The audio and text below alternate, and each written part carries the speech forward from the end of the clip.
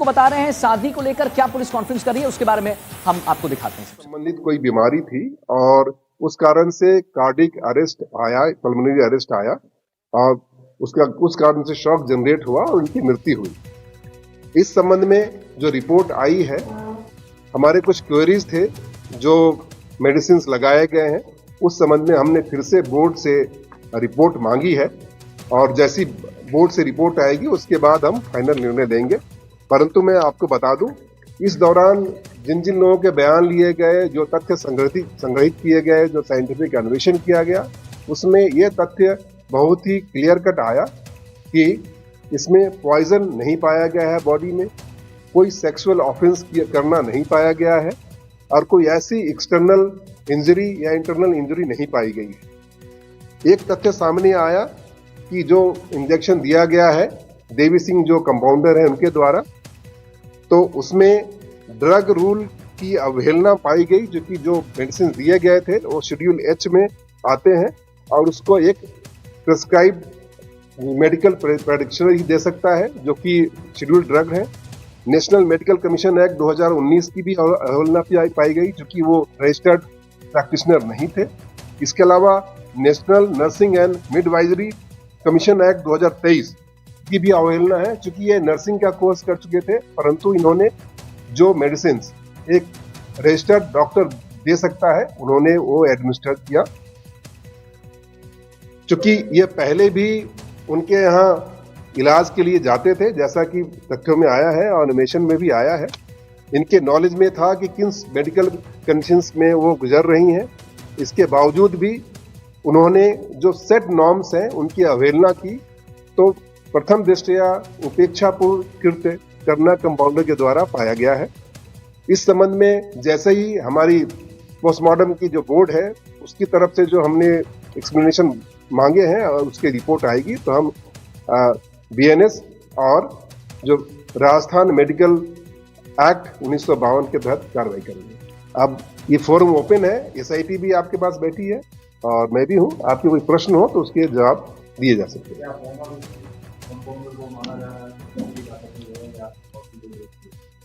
जैसा मैंने बताया कि उपेक्षापूर्ण कृत्य के दोषी तो हैं ही, क्योंकि जो चीजें उनको नहीं करनी थी उन्होंने की है, परंतु जैसे ही हमारे पास बोर्ड का ओपिनियन आएगा, डेफिनेटली हम बीएनएस और अन्य धाराओं में उनके खिलाफ कार्रवाई करेंगे।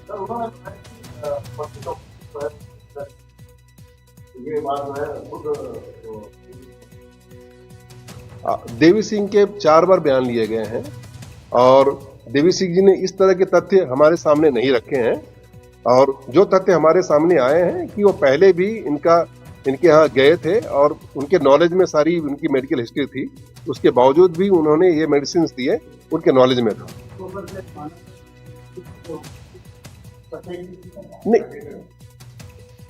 जो मृत्यु का कारण है वो बता दिया गया है, परंतु कभी आप जैसे जो 2 मेडिसिन दिए गए हैं ये एग्रीवेट सिचुएशंस कर सकती हैं, अस्थमा और सीओपीडी को। इस संबंध में हमने जो मेडिकल बोर्ड है उनसे ओपिनियन मांगा है और उनका जो कहना होगा, चूंकि हमारे पास ये डोमेन नॉलेज नहीं है और मेडिकल की हम ज्ञाता भी नहीं है, उनसे जो तथ्य आएंगे और अन्वेषण जब हम करते हैं तो मेडिकल बोर्ड का ओपिनियन उसका एक पार्ट है, जो सर्कमस्टांशियल एविडेंस है।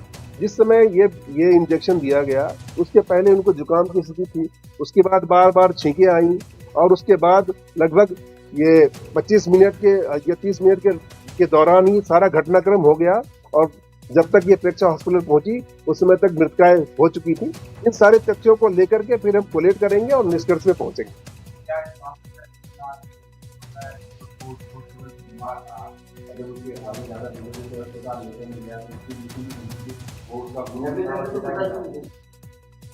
जहां तक पिता की इस पूरे घटनाक्रम में संलिप्तता का सवाल है, जो घटनाक्रम शुरू होता है जब तबीयत बिगड़ने की बात है और जब ये इंजेक्शन लगता है उसके बाद से ही जो तथ्य सामने आए हैं, उसके पूर्व में जो भी उनकी बैकग्राउंड रहे हैं, प्रीवियस हिस्ट्री रही है, उनको हमने रीअफर्म कराया है कि कोई उनका मालाफाइड तो नहीं है और अभी तक जो हमारे पास जो तथ्य सामने आए हैं उसमें इस घटनाक्रम से रिलेटेड उनका कोई मालाफाइड नहीं दिखा है। कंपाउंड अपने साथ लाया था अथवा वहां पहन के साथ दूसरा वो सेक्सुअल इंजेक्शन एक्सपायरी था अथवा नहीं, और दूसरी तरह क्या पुलिस ने उस ऑयल को अपने कब्जे में ले लिया?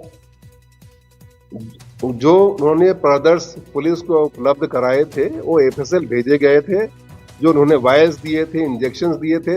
ऐसा नहीं है कि उन्होंने 2 इंजेक्शन ही बताए थे, बाकी इंजेक्शंस भी जो उनके पास दवाइयां थी सारे एफएसएल गई थी।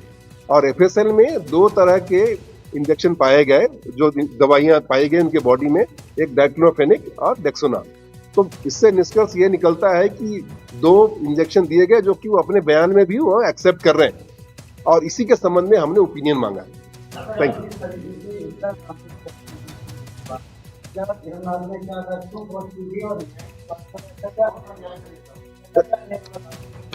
आपकी बात बहुत ही जायज है, और ये सवाल सबसे पहले हमारे संज्ञान में भी आया था, और इस संबंध में भी हमने पूरा जांच किया। उसमें जो बयानों में भी आए हैं और जो जिन तथ्यों को हमने रीअफर्म किया है, उसमें वीरमनाथ के द्वारा ये डिक्टेट कराया गया, और जो भूमाराम उनके यहाँ एक जो हाउस हेल्प है, उन्होंने उसके सोशल मीडिया अकाउंट पे डाला। हमने जिन परिस्थितियों में ये डाला गया उसके पीछे क्या कारण हो सकते हैं उसको वेरीफाई किया है, परंतु जिन लोगों जो वहाँ पे उपस्थित लोग थे और जो पूर्व में जो लोग मिले थे उनसे सबसे तथ्यों का विश्लेषण कराया। उसके बाद हम इसी निष्कर्ष पे पहुंचे हैं कि वो ये इस मुद्दे को बढ़ाना चाहते थे, इन द सेंस कि इसमें अटेंशन क्रिएट करना चाहते थे, लोगों को एकत्रित करना चाहते थे, और डेफिनेटली इनकी पुत्री की मृत्यु हुई थी तो भावुक क्षण भी था। ये चीजें हमारे संज्ञान में आई हैं, कोई ऐसा मैलिफाइड इंटेंशन अभी तक हमारे पास नहीं है।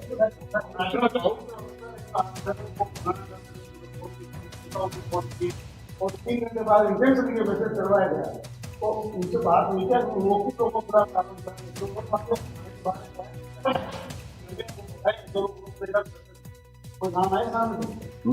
मेरा सिर्फ इतना कहना है कि जो पोस्टमार्टम की रिपोर्ट, जो जितने साक्ष्य हैं, मैंने कहा आपने देखा होगा 44 लोगों के बयान है, और अनौपचारिक लोगों पे पता नहीं सैकड़ों लोगों से हमने चर्चाएं की हैं। सारे तथ्यों को कोलेट करने के बाद में हम निष्कर्ष पे पहुंचे हैं, और जो आप बात कर रहे हैं, डेफिनेटली पुलिस ने हर एक परिस्थिति को रूल आउट करने की कोशिश की है। और आज मैं कह रहा हूँ, आज हमारे पास फाइल में कोई ऐसे तथ्य नहीं आए हैं जो इस घटना से, मैं बार बार कह रहा हूँ, इस घटना से संबंधित हो जिसमें कि उनका मैलिफाइड इंटेंशन शो करता है।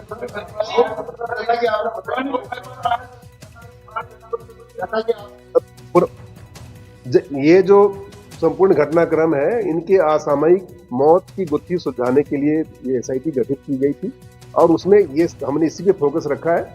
बाकी चीजों से कोरोबोरेटिव जो इन्फॉर्मेशन है वो लिए हैं, जो कि इसको इस घटना में अगर उसका कोई संलिप्तता हो तो उसको हम अलग कर सके।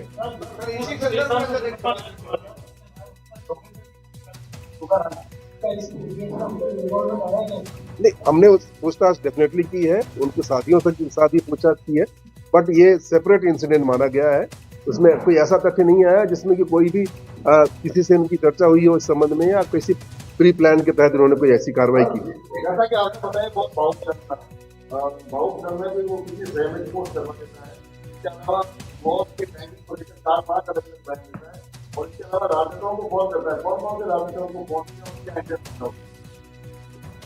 जब पुलिस अन्वेषण करती है, स्पेशली एसआईटी अन्वेषण करती है, और भी SIT is headed by a very qualified lady officer. मेरा सिर्फ आपको इतना ही कहना है कि हमारा जो फोकस रहता है अन्वेषण पे रहता है। उन्होंने किन नेताओं को फोन किया, ये इंडिविजुअल इंपॉर्टेंट नहीं है।